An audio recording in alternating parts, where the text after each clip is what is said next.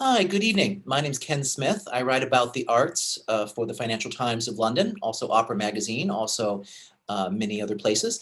And I'm joined here today by three panelists working in the world of opera, which is something that I've spent quite a bit of time with over the years.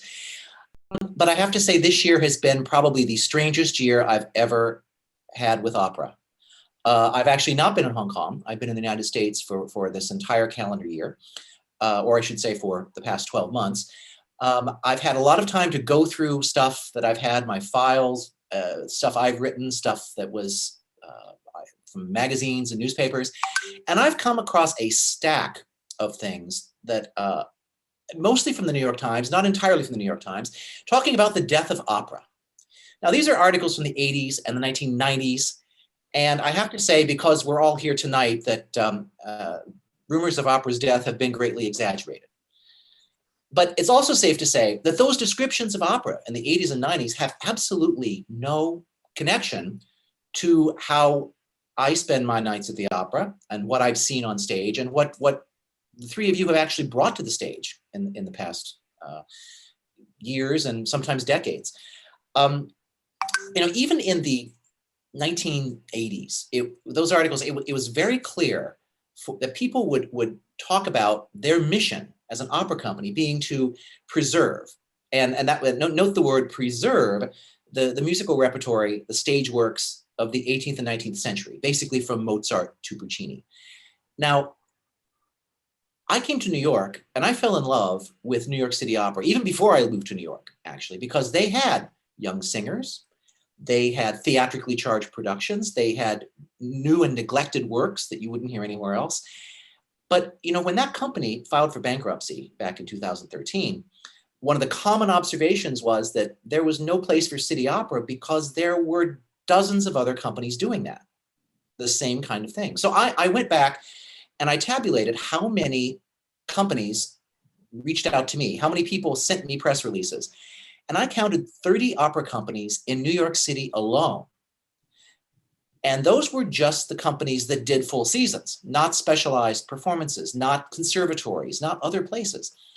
And so you get back to the opera as a dead art form. And by the way, if you can either, if you Google dead art form, you would either get opera or a sonnet. So it's kind of funny to deal with that. Opera, I thought if we're going to look at this, let's think a dead art form is where there are no new works. So I thought, well, let's compare this art form that we're preserving from the 18th and 19th century and compare it to our living, vital American art form, which is the Broadway musical. So I looked at the Broadway League. Statistics from the Broadway League cite that in the 1990s, an average of 7.5 new Broadway musicals came out every year. And then we went to what they call the Broadway boom from 2000 on, and 9.5 Broadway musicals came out that year. So then I went to Opera America, and I looked at the statistics there. And from 1995 to 2015, which is how they demarcate those years, an average of 30 new operas a year came out and were launched to the public. 30, that's 3 to 4 times the Broadway numbers. So I look at that, and that's a very different world that we live in. And if you look at what an opera company defines itself as today, I would say, yeah, they define themselves much like New York City Opera. If people came to any of the three of you, you would probably say, we do new works, we do neglected works, or if we're going to do a Bohème or a Traviata or a Butterfly, we're going to do it in a way no one's done it before, and we're going to make it so that people haven't seen it, or they'll think they haven't seen it before, or they will see what that character or that composer or that story means to us right now, not what it meant in the 19th century. And so that, I think, is what the big picture is. And I'd like to jump in for each of you and describe, either embellish what I just said or tear it down and contradict it, and tell me how you see the big picture and then how you fit in it. And I guess, well, let's start with Neal, because I know Neal for the longest. How do you fit into the big picture, and what was that big picture like when you joined? Did it change over the period you've been working? Well, when I moved to New York a long time ago, like in the early 80s from London, where I'd been studying, opera was entirely a museum. And so it was all 19th century opera, almost entirely, with a few smattering of early 20th century pieces that were not attended well, but done in the same way they'd been done forever. And people, the audiences and the critics were very critical if anything new was added, if anyone tried to sort of modernize it or even thought that relevance was important in any way whatsoever. So there was a very different world, and opera was very well supported then by its audiences and by donors, and people giving zads of money. And a big thing that has changed is that in those days, people felt it was very, very important for an opera company to succeed, both if there was one in communities, in the hinterlands, that they were very proud of that, and they felt it was a social obligation to promote it. That gradually started to dissipate. People's attitudes changed as the older generation, the donors, got older and older. They would say that their children didn't feel that need to support the opera in the same way. They didn't think there was a cultural mission or a mission to preserve it for the community. So that has been a big game changer, I think, in these past many decades. I came into the opera world as a producer in the year 2000, is when I started what turned out to be Gotham Chamber Opera. And because opera productions and repertoire was, I considered, quite moribund at the time. They were doing the same repertoire in the same way at these huge opera houses, at the Met or at City Opera. City Opera was making some headway into doing things in a different way, but not in a limited fashion, shall we say, at that point. That of course changed over time as well. So because the repertoire was very limited, even at City Opera, I started Gotham Chamber Opera to promote chamber opera, which I thought could succeed and sort of inject not only novelty but some excitement into the audience experience, because it was new repertoire, and by performing in smaller spaces, which I know Rumiko does a lot, it sort of intensifies the experience for the listener and distills the experience, the emotional experience. And when I started in 2000 till the company closed in 2015, actually that was enough to sort of cause a sensation, to do new repertoire and to do it in some unusual spaces, non-traditional spaces. A nightclub, for example. Nightclub, the planetarium, an outdoor garden. I mean, so that will cause a sensation because other places weren't doing that, especially with higher artistic values. So that sort of started things off, the new repertoire, and B, a new way of production. And that was enough to keep audiences, the novelty of it was attractive both for older audience goers and for new audience goers. And I think that even things have changed a lot even since then. So I'm sure the others can speak to that. And I'm only talking about New York. I can't really speak to Hong Kong or a little. Europe is basically the same as New York. Well, let's jump a little bit to Julia, because you are very much in the alternative venue kind of mode, alternative means of presentation. How did you get into opera, and what was that like? What was the world like when you entered? Yeah. So I immigrated to the United States 15 years ago. And one of the reasons why I wanted that was I was seeing this renaissance of the opera. Like there's this new breath of fresh air bringing in. And there was a lot of attention being paid to developing the American repertoire. So to me, that was very exciting because I think, like all of us, I had seen the War Horses over and over again. I grew up in Paris. And so for me, I had seen it, but I hadn't seen new breath of fresh air in terms of sonically. Like I wanted to hear different sounds. I think at the time, for them, like if you heard a Philip Glass piece, everyone ran there because it was the only thing that didn't sound like other things that we were used to. So I originally moved to Boston, and very quickly, so for 8 years, I was the associate producer of Boston Lyric Opera. And for 11 years, I had been with Guerrilla Opera, which was purely dedicated to commission new works for ensemble-based companies. And I come to the world of opera a little differently from Neal because I'm a set designer, which is unusual for somebody in the opera industry. We see a lot of music directors and stage directors and composers, but for a designer to actually enter the field that way, I think that also showed that there was an excitement into bringing something new into the landscape. So for me, it was kind of like this perfect sweet spot to enter. And I really carved a niche for myself because I was a set designer and people were not only interested in creating new operas, but rediscovering the War Horses in alternative venues. Then this niche that I carved was to do alternative venue performances of operas.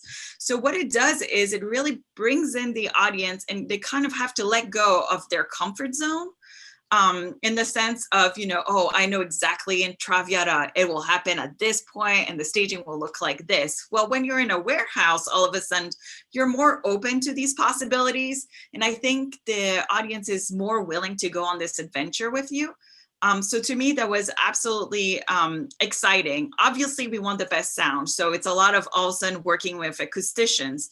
But I think in a way, it actually brings us back to what opera was in its beginnings, because when you used to go to an opera house, it was all modern art surrounding you. It was your contemporaries doing all the sculptures of the theaters and everything. So I think in a way that kind of brought in this new energy into the art form, which was very exciting to me. I have to say also, it always makes me laugh that we call opera an old art form, because when you look at other art forms like painting and sculpture, it's actually much older. opera is quite young, but we forget it because we've already put it in a box of this is where it lives in time. And I think a lot of that has to do with what Neal was describing, those museum pieces, if you will, always doing it one way. And this idea that we've put them on these pedestals instead of kind of rediscovering it over time. So that's how I entered the US, and I haven't let go ever since. So I'm very excited. Well, I think one of the things that people do forget about opera sometimes is that when you consider it an old art form, the stories, even from Yes. right up with Orpheus, the stories aren't new. What is new Right. is the way that you're telling the stories and the way that you involve the Absolutely. audience. And that is Yeah. very different from when you go to the theater, for example, and you expect everything to be fresh. Yeah. It is a different part of the experience. Let's turn to Rumiko for an example, because you are, as you said, the outlier here. You were the latecomer to the party. I'm And a latecomer to the party, exactly. tell us what the opera world was like that you saw, and what you've done to throw yourself into it.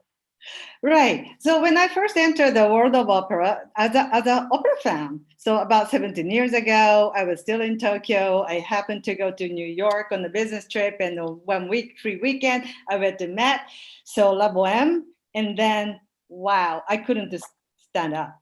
My tears unexpectedly just came down. It's like something touched my heart. And then since then, it never left. So, and I became it just changed my life. And then, so to me, opera, it was grand and beautiful. So how can I share this an amazing experience with with the people who don't know, right? That so when I moved to Hong Kong, I started to ask, hey, let's go see opera, and then this, ooh, opera. There's 4 hours. Do you want me to sit in 4 hours? Like, and I don't know that the story. It's a foreign language. I mean, do I have to study? I mean, Rumiko, you're asking too much. Okay, right. So I started to think, how can I share this beautiful art form with the people who don't know anything about? So and then I started to study what can I do, and there's a huge gap I found. Two huge gaps. One is opera was very formed and got very popular in 19th century, 20th century, and then those days opera was the center of a social life. It was everything. It was the mainstream entertainment, and that the world was, the social life is evolved around it. And then opera as a style hasn't changed, like 4 hours, right? And then, but people's lifestyle has changed. It's a huge gap. So no wonder younger people are not interested. So I look at the gap and says, okay, I'm gonna start a new opera company. I'm gonna fill this gap.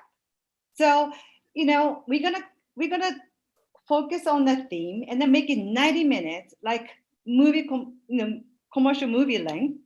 You don't say 90 minutes movie is too long unless it's a bad movie, right? So it's a make a movie length, and then immersive, more personal experience, make it more relatable, matters, it speaks to you. So kind of put it in a modern context, and then and then we have the party with the singers afterwards. We totally make it personal experience for the audience. So that's why I started the modern musical, and then that's the way I share my passion of opera with the people.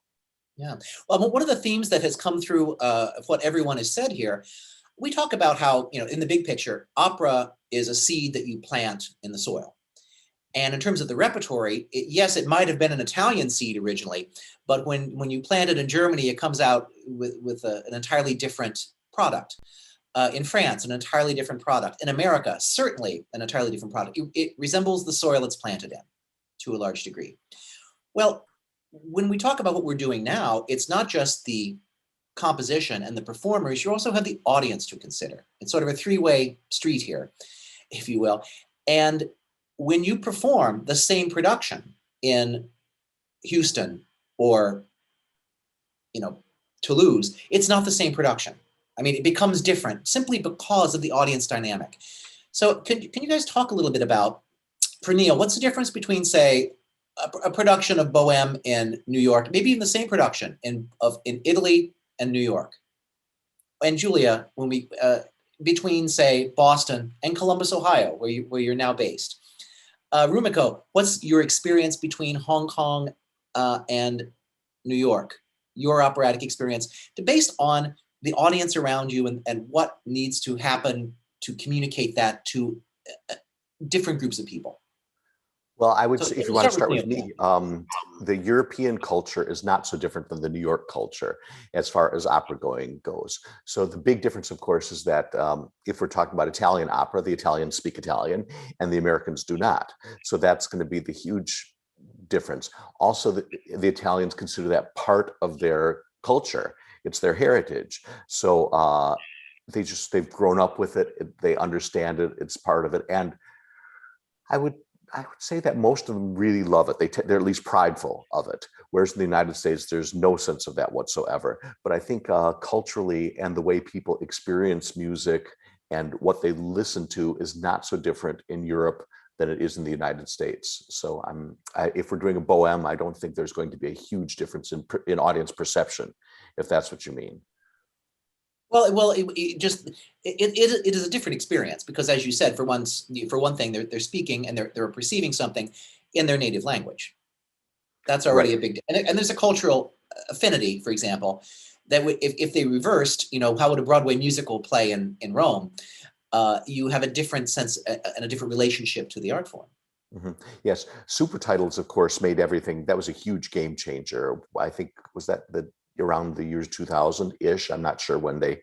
It was back in the 80s in the New York City Opera. In fact, actually, they did the first one in 1980. Oh, well, that was a huge game changer because things did not have to be performed in the vernacular to be understood. Because even the truth is, if you performed in the vernacular, it still wouldn't be understood because the composers didn't need to understand vowel modification because before the advent of theater lighting, they just kept the lights on all the time, and libretti were handed out when people came into performances. So until spotlights were invented, which necessitated bringing down the house lights, people would just read with the libretti. They'd follow the performances watching the text. So there was no necessity for the composers to write in such a way that the words would actually be communicated and understood, or for the audience to have to sort of listen that carefully to understand until the advent of spotlights and the turning down of house lights. So then all of a sudden there was this huge learning curve for the composers to figure out how to write for the voice that it could be understood over an orchestra live.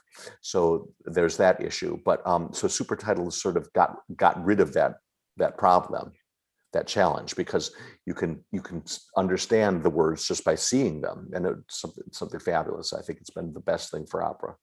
Yeah.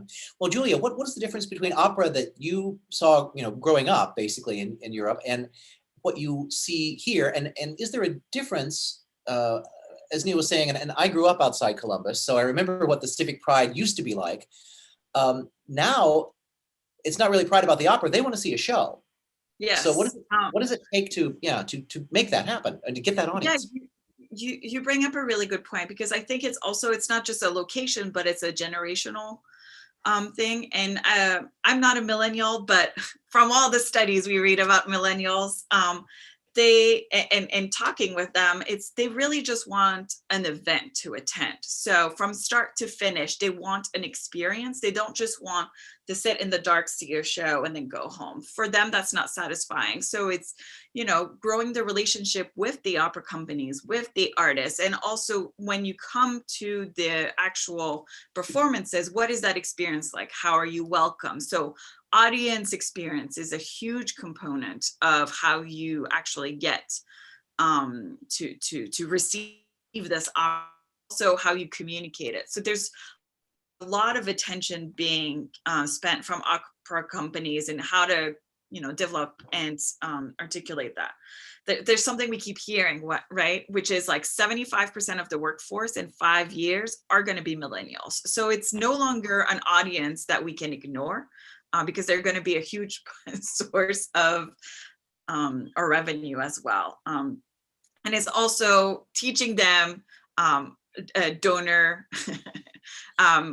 in terms of not just the cultivation, but also, you know, as a member of the community, you know, how can you be invested, and what is the payoff of being invested in an arts organizations? So it's kind of funny because we were all brought here for the music, but we're actually staying for the event, if you will. I like the way to you put that, because, you know, people say, Yeah. how do we get people to pay for content, to break it Yeah. down into it? And it's more just, you know, invite them to the club. Absolutely, absolutely. And I have to say, like, in a way, I think Rumiko is a pioneer, because we've been talking for many years, like, let's do 90 minutes operas. And a lot of companies, because we're talking about, you know, the traditionalists, they were not mentally prepared for 90 minutes. For them, it felt almost like, you know, like you were cry that you slashed Don Giovanni in half. But I have to say now, especially in light of this pandemic, 90 minutes is the key and is what is going to get us through, because we don't want an intermission. We want to maintain all that energy, and then we want to go home afterwards. So, Right.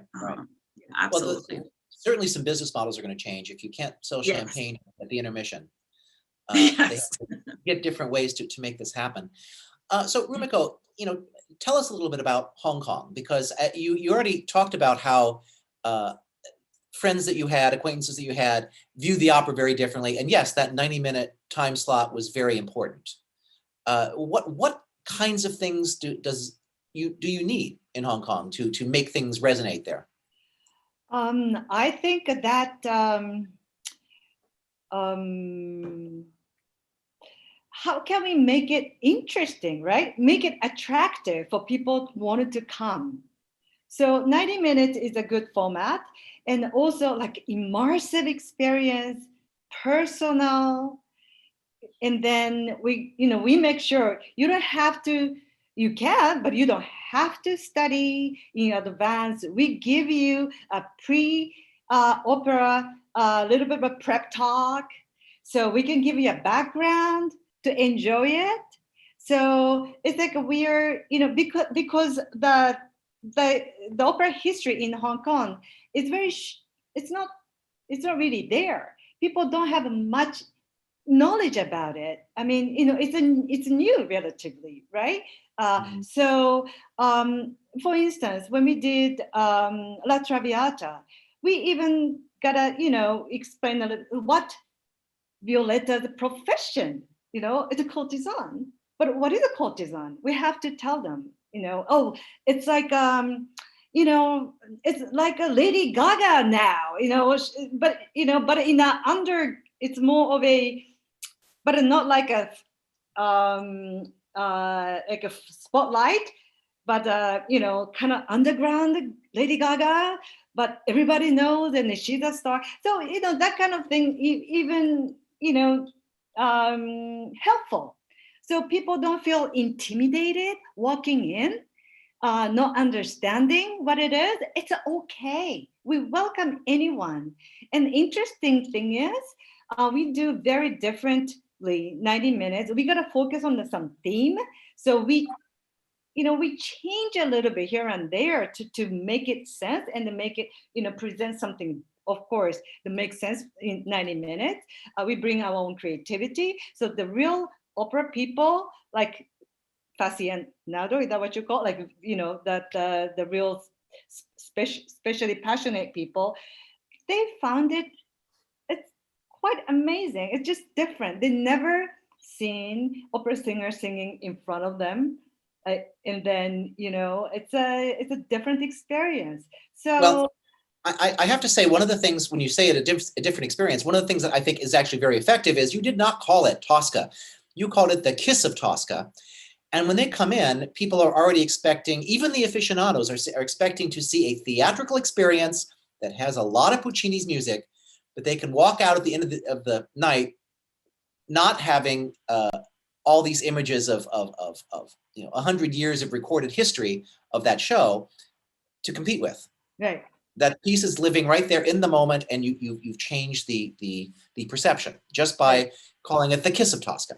Right. I have to say though, I mean, looking back, and I'm sure this is resonates with everyone there, to think back of what we were doing 2 years ago seems like ancient history. This has been, I mean, and if you have to say, during the COVID era, you are working in the trifecta of problematic fields. You have people working in close proximity on stage and backstage. You have something that gathers large groups of people together in close proximity, and you have travel involved, almost always. So all three of those are sort of a non-starter this year. And also you work in places where the audience and performers are often right 5 feet away from each other, not 50 feet away from each other. So that requires a very different approach this year. And I'm very curious how each of you have really risen to that challenge. And I don't know where to start now because, well, you know, Neal, you actually formed a new company. Yes, exactly, which was supposed to have premiered last September. And obviously that didn't happen. So we had to pivot and figure out what would be the best response to our times, and sort of, and of course that keeps changing. So because we're a startup in a sense, we're able to sort of pivot and to keep on evolving in a different way, or reacting to how things change. So what I decided to do with my colleagues was to focus on 2 different avenues, responding to the present needs of opera. And so one avenue is to develop new audiences, and the other avenue is to nurture present audiences, so and grow them. So the developing new audiences, especially in these times when you can't have live performances, we started out, actually I first started out, our first initiative, I have all these friends in the opera business, in the industry, directors, designers, singers, composers, who had no work. Everything was canceled for a year and they were desperate. So, and we had some money in the bank, not a lot, but enough that we could start, we had a competition, an innovation competition, because I saw that part of the future of opera was going to be for online consumption. So that was the first initiative that we had, was to have a competition that would incentivize all these artists to try and come up with new innovative ways to present opera, and it was quite successful. I don't think anyone really changed the formula in a significant way, but it was all very interesting. And if my goal was to get some money to people, that worked, and to get interest aroused, that worked as well. But I think since then, I've also focused on how to develop new audiences. And by that, I mean people who've never gone to the opera before, or have never seen opera. And so my theory, and I think it's been well-founded, is that somehow the reason people stop going to operas, or the children of donors are uninterested, is because they would say they didn't feel any relevance in their life to opera. And so, and what does that mean? So I think that somehow opera needs to reflect the world in which we live for people to be interested. So it needs to be reflected both in what they see, by which I mean somehow inclusiveness in every possible way. And I mean, you obviously don't want to take a museum piece all the time and thrust it into the way to the 21st century, because some of it simply doesn't make sense. But have new pieces that reflect the world in which we live visually, and also to develop new audiences. I think that somehow we've got to find a way to have the language of opera reflect the music that people actually listen to.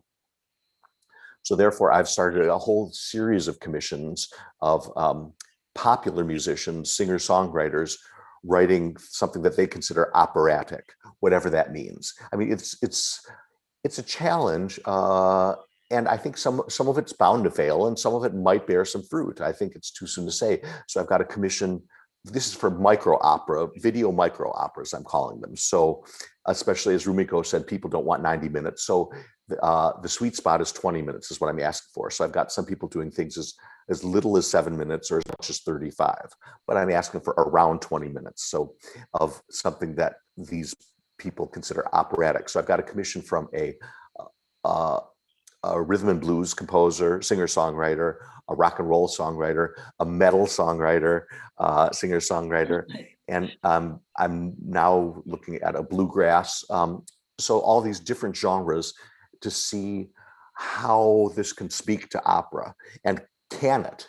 It may or may not, but I'm betting, and it really is a bet, that people who follow these singer-songwriters will be curious to hear what these people who the music they love, what their response to writing something operatic is. Well, we found, I think my illumination in the 1990s was with a piece by Michael Rouse called Dennis Cleveland, which was written in a hip hop idiom, but was very clearly an opera. And this is a guy who really was a trained composer, but also, played in rock bands. And a lot of these people of a certain generation and a certain ability think, okay, once my ideas start exceeding 4 minutes, and I need a new form, what do I find? And they tend to reach out into something, in the 20-minute, 40-minute, 80-minute idea of how do you put these together. And maybe it's not song after song after song. Maybe there's an overall structure that emerges from that. And there are people who actually think that way and should, and have taken that kind of freedom, are allowed to take that freedom sometimes these days, given those kind of opportunities. Yes, when I was a kid, there was the Tommy by the Who. They called it an opera, and was it? Who doesn't matter? People listened and people cared. So, and it got the stigma of opera became erased. So, so there's that one avenue I'm exploring, and as far as nurturing opera for present opera goers, I'm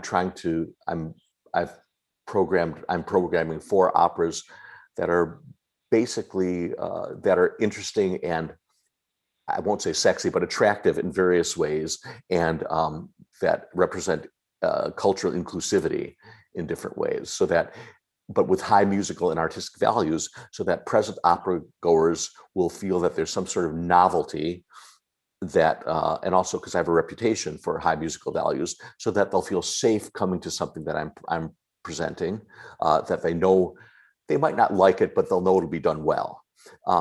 So there's some novelty, and they're all, as Rumiko said, it's not a huge time investment. The one that's long is the one by Nadia Boulanger. I'm going to cut that down to probably about an hour and a half. So even though it's originally much, much longer. Yeah. But the others are all written to be under 90 minutes by one Japanese composer, one American composer, one African-American composer living in England. So it's all about cultural inclusivity and these really wonderful, compelling works for the live performances. And I don't know if those will bring in new audiences so much as I want this commissioning series to open the doors for that. Well, yes, we're going to have to wait a little bit for the live performances. But one thing that people have really done, really across the board now, is turn to the internet. Yes. Not just to maintain connection to their audiences, because Rumiko has done kinds of events that bring sort of one-on-one chats with singers and getting behind the scenes and learning a little bit about the artists, which you normally would never have a chance to do, but also in terms of generating new content. And can you talk just a little bit about what you've done, Neal, in terms of the short films that have been coming out?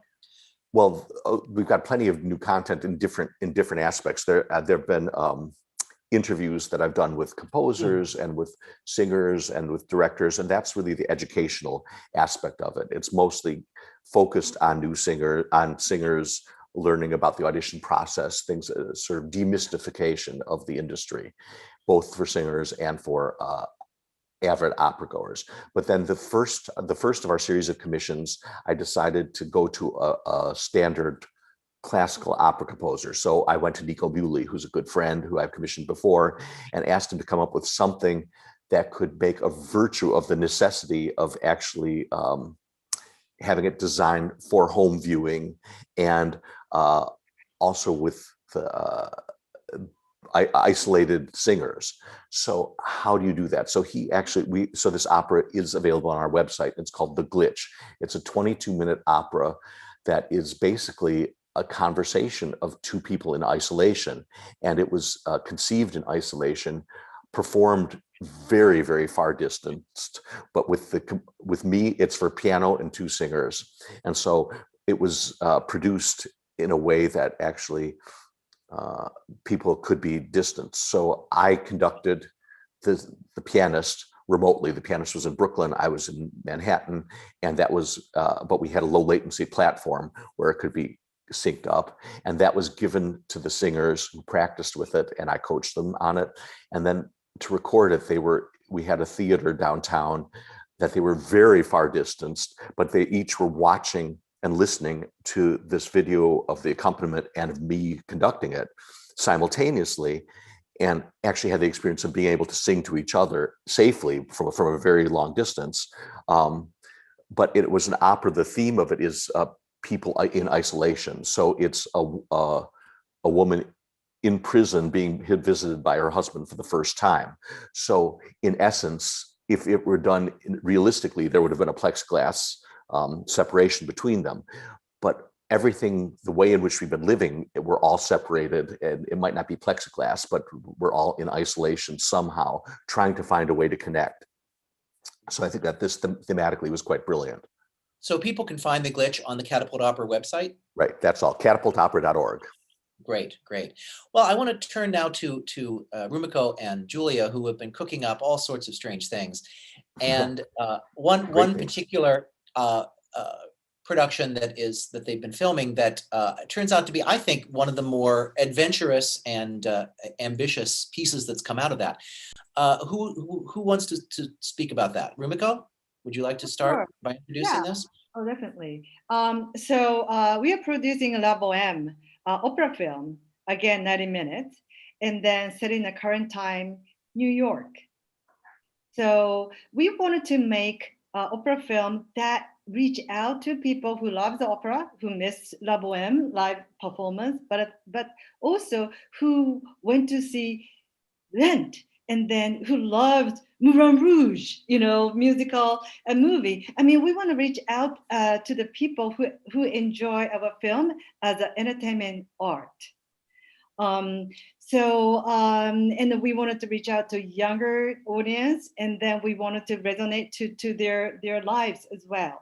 So, set into the current time, New York, and then all those young people, bohemians, are ethnic minorities, and main characters are Chinese. So, they're facing especially a very difficult time now. And then, we as Modern Musical, as a Hong Kong-based opera company, we wanted to portray those people, especially. And then, but the music is beautiful, of course, original music. And then, Julia had a brilliant idea that, to put animation and the computer graphic to make it as a very different experience from filming a stage of a Bohème. So we are, making La Bohème like in your life. Is something that you are living. So we wanted to make that a living art that matters in your life. Julia, you can add more. Yeah, absolutely. So I think one of the things we've learned during this pandemic is that the internet is no longer a serviced art form, but it is also an art form itself. And so for us, I also think it opened more doors, and one of them being, More Than Musical, a company based in Hong Kong, can actually collaborate with, for example, Opera Omaha, based in Omaha, Nebraska, and actually create art together. And that was very exciting to us, to kind of not only actually create art, but also grow our collaboration in that respect. And so one of the things when we were kind of brainstorming, yes, let's make an art film, but what kind of an art film is? We've seen a lot of new works being created, but actually some of the rep hasn't really been revisited. And when you look at what was being programmed, 16 opera companies in the US were supposed to do Bohème. So there was that hunger for it. There just wasn't any way to kind of serve that, if you will. So I had just come back from Atlanta Opera, where we had done live performances, but in vinyl boxes, if you will. And so I was trying to explore another way to kind of actually further the medium. And so Bohème lends itself so beautifully to that, because we actually set it right of February of last year, when we didn't really know what the pandemic was, but we were still figuring it out, to kind of justify also, because we wanted dramaturgically to include the mask, not include the mask, and really kind of make it really anchored into our everyday life. So Mimi is suffering from COVID in our production. What was really exciting in working on this with Rumiko is like really to infuse it with New York City as well, to kind of make it resonate. So for example, Café Momus is actually, we were in at Namois in Chinatown in New York City on that. So it's been very exciting to develop. And I have to say, like, we've done a very good job of really looking for emerging talents in the United States, but that really represents the entire world. So Rumiko was mentioning that Rodolfo and Mimi are Chinese. So that was definitely very intentional on our part as well, to kind of really highlight those talents. So that has been very exciting. In working with our director, Lane Retmer, we filmed everywhere. We went on Coney Island at 3 a.m., we did it all. And I have to say, it's not an easy thing filming during a pandemic. Everyone had to be tested. Everyone had to be socially distant at times, and working with all kinds of artists who came from all over the country, and had very different requirements in terms of do I wear a mask or not. But I think something that Neal also talks about that is very important for us in opera, at the end of the day, it's the music, right? Like, that's the most important thing. And we all want the best and highest quality. So it was the same thing for us. We went into a recording studio at first to record the music, to capture it beautifully.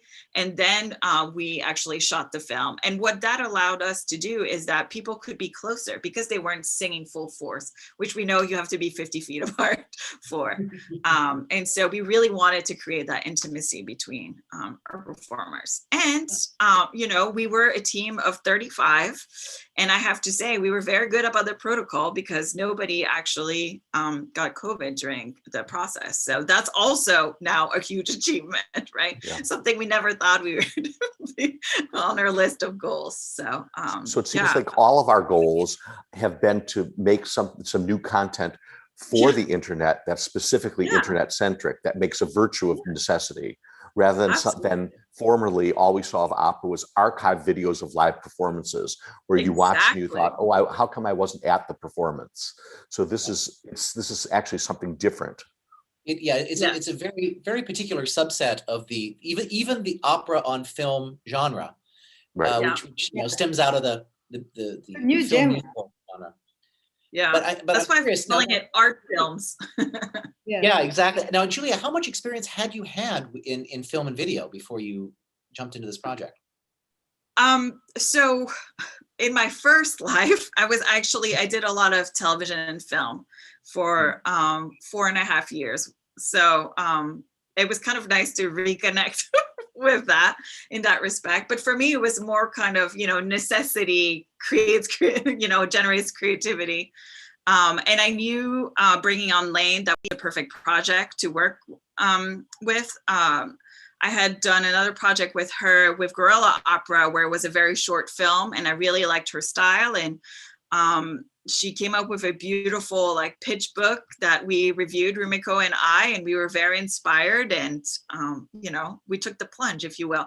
But it was I have to say, this was a very tight timeline, because Rumiko and I decided to do this film the first week of December, And we started, I know it's so fast. And we started rehearsal the third week of January. And so we are currently wrapped, and now we're in the editing, coloring, adding the animation phase. So it's very fast. Yeah, and it's very fast, but because of the COVID, people are available. Right. Yes. That's like a strange thing. Like, we use not only available, Rumiko, but you had some casting issues that you had to replace people overnight, more or less. I mean, yeah. But a miracle happens. Can you talk a little bit about the shifting in casting and how quickly that had to move? Everything has to move like in a minute. But we just have to deal with it, right? And then that's, the Julia and I, we make a decision. I'm from a trading floor. I know how to manage the risk. So I just make a decision right away when I have to. Well, tell us then, so briefly, when are we going to see this movie? So we are targeting end of April to May. The exact date will be announced very soon. Right, Julia? Yes. Very good. Well, keep us posted. Now, we've had a couple of questions that have come in, and we invite people who might be watching us on YouTube or Facebook to send in more questions. But probably the single biggest question here is, when are we getting back to normal? When are we getting back to the stage, to live events? And the second question will be, is it going to be like it was before or not? I was going to say, do we want to be back to normal? Well, okay, that's another question. But whoever wants to jump in, this is a free-for-all part. Well, that's what we were just speaking about before actually the camera started rolling and before the green light came on. It's a real challenge. I mean, what we don't want to do is start prematurely and have to cancel, or announce and then have to cancel. And the last thing we want is to start and have people get sick, either audience members or cast members or orchestra members or whatever. So that is the huge challenge. And obviously none of us have a crystal ball. So we're just sort of trying to take the lead from our others, from Broadway, in New York, it's from Broadway and from the Met, and see how that goes before we commit. I think that after the COVID,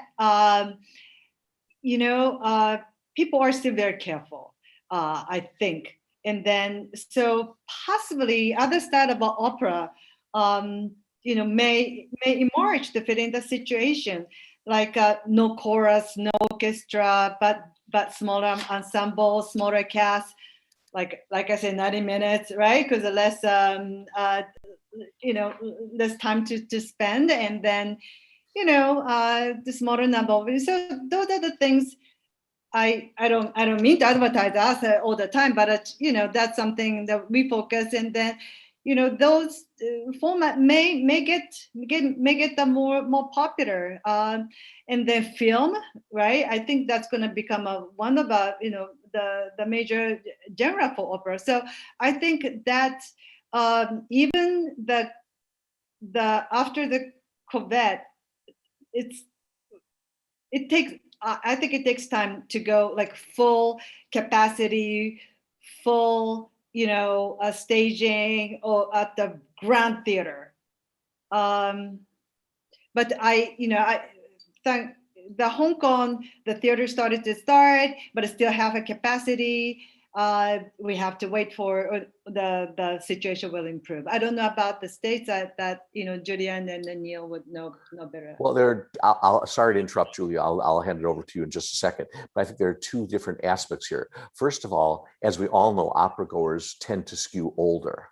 And so in no time, I think by the end of the summer, certainly almost our entire audience will have been vaccinated.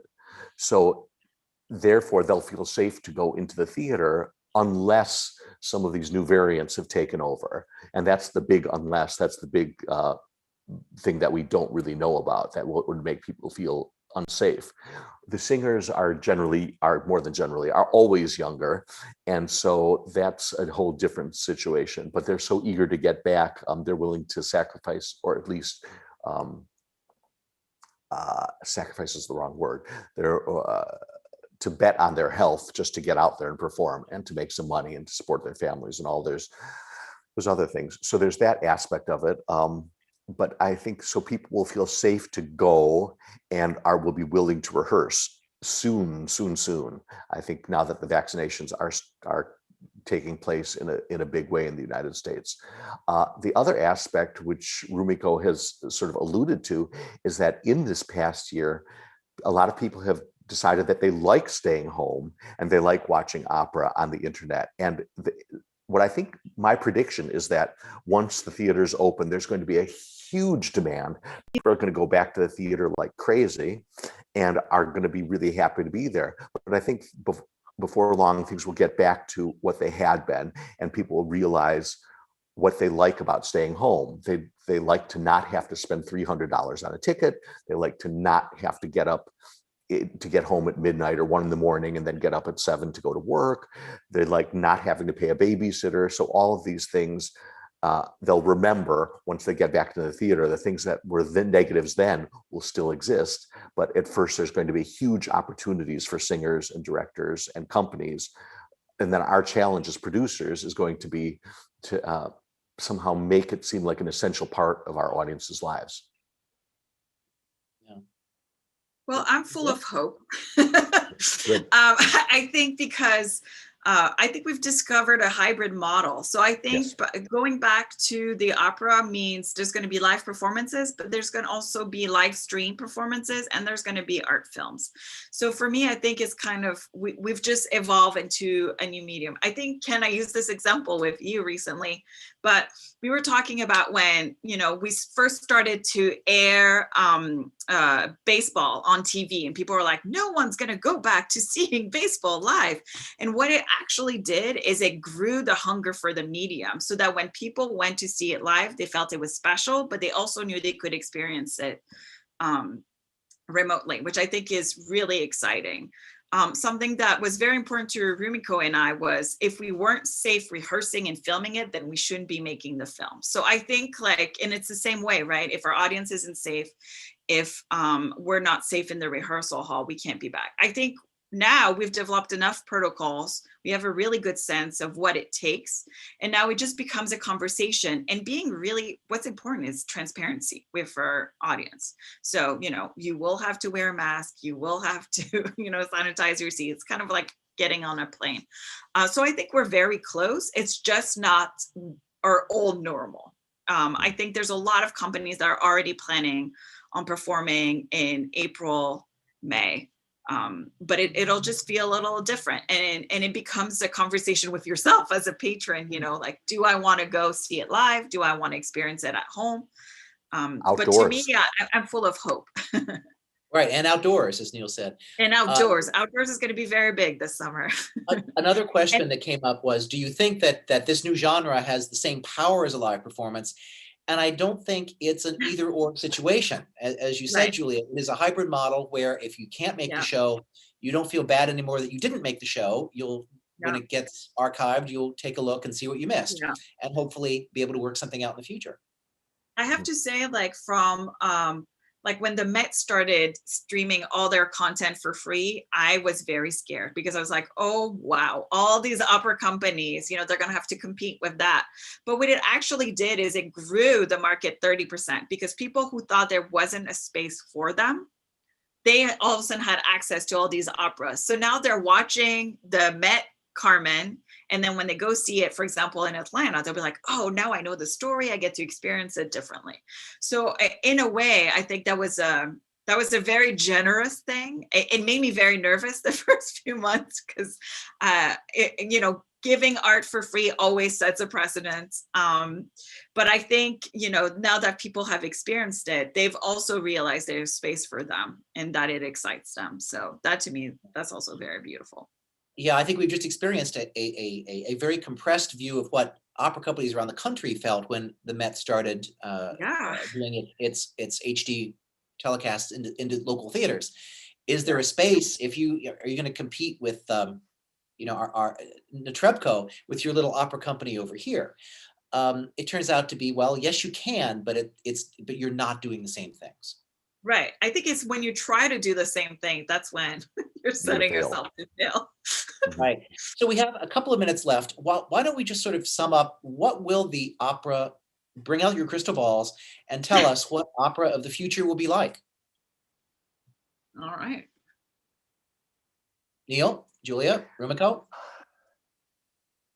Ponder for a second. I think there's going to be lots of different avenues. I mean, especially in some place like New York, we'll have the Met doing basically what they've been doing, maybe with reduced audience. I have no idea, intentionally. There'll be the smaller companies doing what they've been doing. My company doing, as Julia said, a hybrid model of two parallel avenues, both specifically designed for internet content commissions and live performances to nurture present audiences. And as Julia also pointed out, making live streaming performances, which is never that successful because you're either designing something for live performance or you're designing for the camera. So there's going to be compromises. I think that one's going to be the least successful of the other things. Of live things that are designed for live performance will be successful. Things that are designed for internet consumption will be successful. So you can't sort of do the best of both things at one time. But I think there's going to be a real appetite for opera, for both the live performance and continued appetite for high quality online consumption. Okay. Next, Rumiko, are Yeah. you ready? Yeah, online, definitely that's going to create the new genre. And then live performance, probably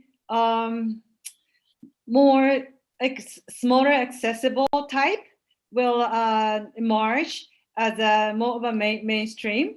So there is just more variety. It's not just, you gotta go to just a Met or those big one. I think people would realize there are more variety, and then that's going to expand the audience base. Yeah, Yeah. absolutely. Well, I mean, so within the broad extremes, which is the Metropolitan Opera, which is doing nothing right now live, and Taiwan, for example, which has an opera coming up with full 100% audience capacity in 2 or 3 weeks, is the rest of the world. And so Julia, you have a season opening up in a couple of months. How is that going to look? Yes, so we're reimagining our season, but we're very committed to actually presenting our productions to the city of Columbus. So I can't fully share yet because we're still developing the protocol, but we're going ahead with our Don Giovanni and our Bohème. Okay, so beyond that, what from the year after and after that, what will opera look like? So for me, I think, it's one, we'll have more of opera on the go, if you will. So, there will be operas written just for your iPhone or just for, we have Zoom operas now. So I think it's just constantly reinventing itself. I think, it's when you don't push the art form that you get into a rut. And I think what this showed us, it gave us a little bolt of energy, and it really encouraged us to keep pushing the envelope. So to me, I'm very hopeful. I think there's even things we haven't even imagined. A performance on an airplane, who knows? Well, that's great. I think that that's a great place to end because it is an optimistic note, and we have 3 people who've really been pushing the envelope. So great to see you guys, and look forward to seeing you in person in definitely the next couple of years, but I hope in the next couple of months. Yes. Beautiful. In Hong Kong. Thank you, Ken. This has been terrific. Exactly. And Exactly. thank you, my brilliant colleagues. Thank you right. all. Thank you. Have a good day. Bye. Bye-bye.